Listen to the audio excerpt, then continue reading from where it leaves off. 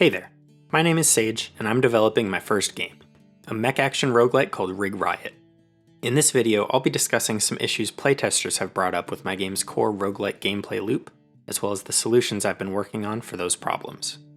As many of you know, I started developing Riot when, upon 100%ing Armored Core 6, I still wanted more, despite the game having no more to offer me. I decided to make a roguelike because I wanted to create a game that would let me enjoy the exciting gameplay and in-depth tinkering I'd come to love for as long as I wanted. I also knew that, as a first-time solo developer, my time would have to be spent efficiently if the game was going to have anywhere near the amount of staying power I wanted. Roguelikes offer a great opportunity to extend a fun core gameplay loop well past what a linear story experience could, and the high amount of asset reuse inherent to roguelikes means that the time I spend creating all the pieces of the game is highly efficient.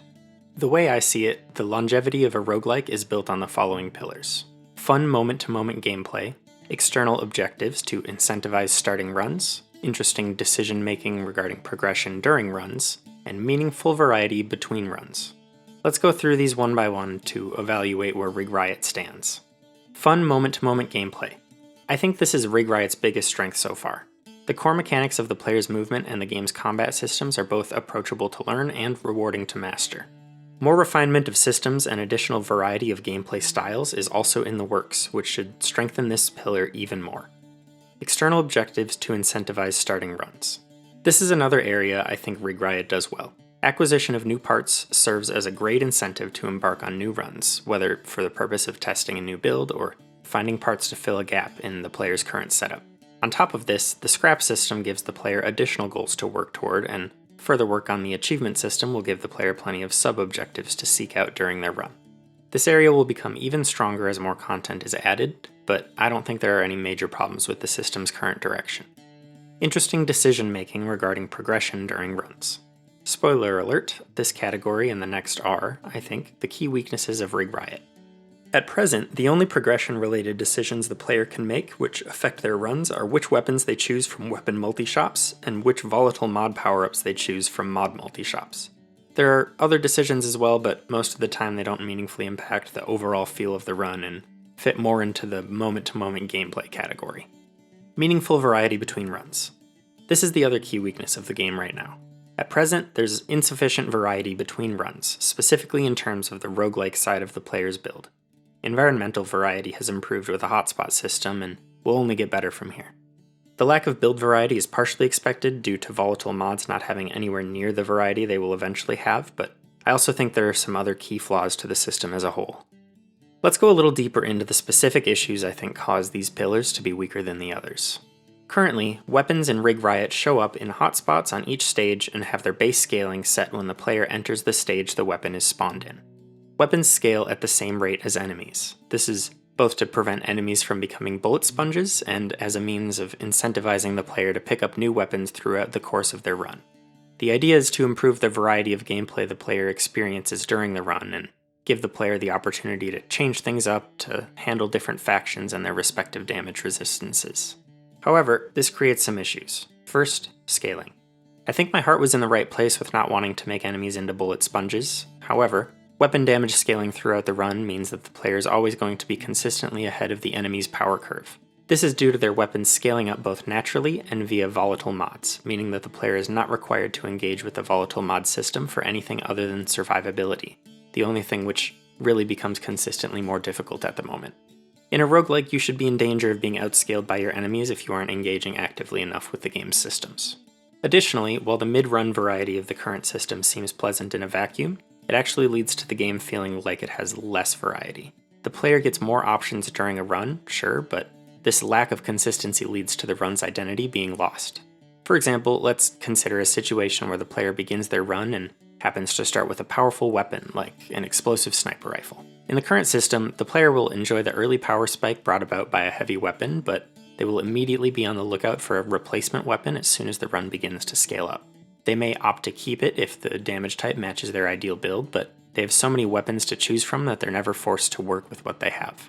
The ideal situation, in my mind, is that the player would proceed to have an explosive sniper rifle run. This means selecting volatile mods that synergize with long-range combat, the semi-auto firing style, and explosives. They should also be most likely to select their other weapons based on what synergizes well with a sniper rifle, whether that be patching up their close range options, finding a way to handle groups of enemies, or even just leaning more into the long range playstyle.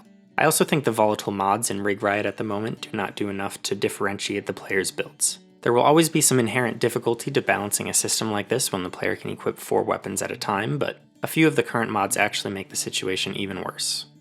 Also, if it wasn't clear by now, volatile mods are Riot's version of a power-up item.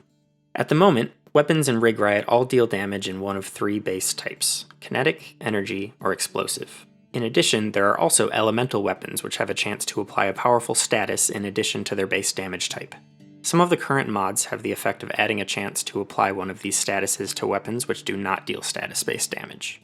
Namely, kinetic weapons can apply the charge status, which chains damage to nearby enemies. Energy weapons can apply the burning status, which does high damage over time to afflicted enemies, and explosive weapons can apply the infested status, which deals damage over time to afflicted enemies while also healing the player. This was meant to make the base damage weapons usable despite their lack of status, but it instead caused weapons to slowly converge over the course of the run due to the player being able to apply basically any status they wanted regardless of their weapon loadout. Volatile mods are meant to be the core of the player's power progression, and their design space being muddied like this caused the system to become both irrelevant and uninteresting. Lastly, let's talk about the player's base power scaling across the run. Due to Riot being heavily focused on acquiring mech parts and creating unique setups over the course of multiple runs, I've been hesitant to do anything during the run that affects the player's rig's base stats. I think it's important to honor the build decisions the player has made, both good and bad, so at the moment nothing in the run affects the stats that are based on the player's build. There are a couple issues with this though. First, enemies still scale. At one point I wanted to create this game in such a way that enemies did not need to scale over time, the idea being that the player would simply encounter more traditionally difficult enemies as their run progressed. That is to say, more emphasis on mechanical challenge and less on numerical challenge. I still intend to structure the scaling of Riot this way as much as possible, but unfortunately this only goes so far in a game where the player scales up indefinitely. Increasing enemy damage over time means that the player still needs to play actively and carefully beyond the point where they're fighting the most mechanically difficult enemies the game has to offer. However, if enemy damage is scaling up, the player needs to have some kind of recourse that doesn't degrade the integrity of their build. Secondly, the player begins their run in a state where they're already quite powerful. It's true that mech games are partially about the giant robot power fantasy, but they're also about the ace pilot underdog power fantasy. I don't think a massive shift is required here, but it would be good for the player to feel just a little weaker when starting their runs so that the early game can be a bit more engaging. Alright, now that we're on the same page about the problem, let's talk about my plan for the solution, which will be present in the next major update for the playtest. First, let's discuss a new system I've added to the game: bounty tokens. Bounty tokens are a new currency that the player earns upon defeating bosses, clearing out hotspots, and completing other challenges that have not been added to the game yet. Bounty tokens will be spent in an area the player will now visit between each stage, which I have been referring to as between the walls. On this stage, the player can purchase upgrades to their base health, energy capacity, and weapon damage. These upgrades are percentage based, so a health upgrade is more valuable for a rig with higher health at the start. And these upgrades also last for the duration of the run to serve as a replacement for a level up system. They also increase in price per category based on how many upgrades the player has purchased. For example, if I buy 2 health upgrades and nothing else, health upgrades become more expensive while the other upgrades stay the same price. Additionally, the player's backpack's special effects are not applied until the player has unlocked 5 upgrades. In addition to stat upgrades, this stage also provides the player with the opportunity to receive new weapons via the Weapon Fabricator. Using the Weapon Fabricator, the player can spend bounty tokens to generate a weapon multi-shop that provides them with a choice of 3 possible weapons. The amount of bounty tokens the player spends determines the weight of the weapons they'll receive, with light weapons costing 1 token, medium costing 2, and heavy costing 3. Also, rolling for weapons does not become more expensive with subsequent rolls. Now that you generally understand the bounty token system, I'll explain a bit more about why I think this helps solve the aforementioned issues with the game. First, this system causes weapons to be distributed much more sparsely. The intent with this change is to more strongly encourage players to use what they have, thereby making their run feel more distinct. On top of this, weapons no longer scale up in power over time, which means that the player has no incentive to replace their existing weapons beyond finding options that fit their build better. The lack of weapon scaling will also serve to reinforce the importance of the Volatile Mod system. The damage boosts from bounty tokens will not be sufficient for the player to keep up with enemy scaling on their own, so they'll instead need to intentionally craft a build that plays to the strengths and synergies between their weapons. Additionally, bounty tokens create a situation where the player needs to both take more risks to power up and weigh the strengths and weaknesses of the various upgrades they can purchase with their hard-earned tokens. In my own runs, I definitely find myself considering my current power level to decide whether or not I need the early power boost of a new weapon or the head start on long-term scaling, in addition to unlocking the powerful effects of my backpack earlier on. Now, this is all very in progress and subject to change, of course. A couple other things I'm considering for the system are making the backpack upgrade multi-stage, limiting repair stations to only between the walls so that risks need to be even more calculated, and starting the player off with the upgradable stats at 80% instead of 100. Notably, the starting power would vary between the game's difficulty levels, with the easier setting definitely not going below 100% power from the start. In addition to the bounty token system, I also took this as an opportunity to take a look at the volatile mods in the game. As I mentioned before, the design space had become a bit muddy, so I took some time to brainstorm about 50 volatile mods to take the place of the previous ones. A few will return, but overall, the new mods are much more focused on enhancing more specific weapons and playstyles, and giving unique advantages to each. A big part of this has been adding mods that specifically power up the elementless weapons via mechanical changes. Energy bullets pierce, kinetic bullets can ricochet, and explosive bullets can, well, actually explode.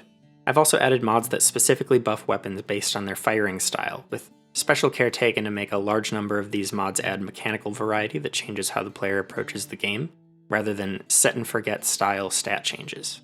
To be clear, there are still some stat increase style mods, but things should overall be more mechanically interesting with this fresh wave. With the addition of these changes to the gameplay flow, I think runs will become more engaging and the game will gain even more staying power, especially when these changes are combined with all the other content I still plan to add to the game, including achievements, new extra challenging enemy types, and more. In the end, I hope for Rig Riot to be a game people can sink hundreds of hours into, so I'll continue to monitor interest from folks as development progresses. So what do you think of these changes? I would love to hear any feedback you have in the comments below or on the game's Discord. I would also appreciate it if you'd wishlist the game on Steam, like this video, and subscribe to this channel. It's crazy to me that we've nearly reached 2,000 subscribers. Thanks to my supporters on Patreon for helping make this content possible, and special thanks to Bill Nye the Bounty Guy for supporting at the operative tier. Also, shout out to all the folks who've donated to support the game while downloading the playtest over on itch. It really means a lot to me that people believe enough in this project to support it financially.